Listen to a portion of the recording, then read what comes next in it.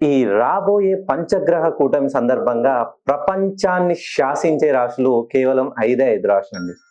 ఎవరైతే వృషభ రాశిలో జన్మించారో, మిథున రాశిలో జన్మించారో, తులా రాశిలో జన్మించారో, ధనస్సు రాశిలో జన్మించారో మరియు కుంభ రాశిలో జన్మించిన వాళ్ళు, ఈ 5 రాశుల వాళ్ళు ఈ ప్రపంచాన్ని శాసించే స్థాయికి ఎదగబోతున్నారు.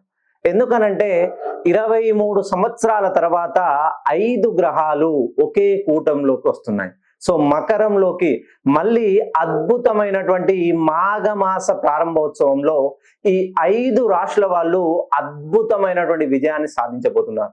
మీరు ఏ విషయంలోనైనా తీసుకోండి, మీరు చిన్న పిల్లల దగ్గర నుండి వృద్ధాప్యం వరకు ప్రతి విషయంలోనూ మీకు అపారమైనటువంటి విజయమే తప్ప అపజయాలనేదే ఉండదు.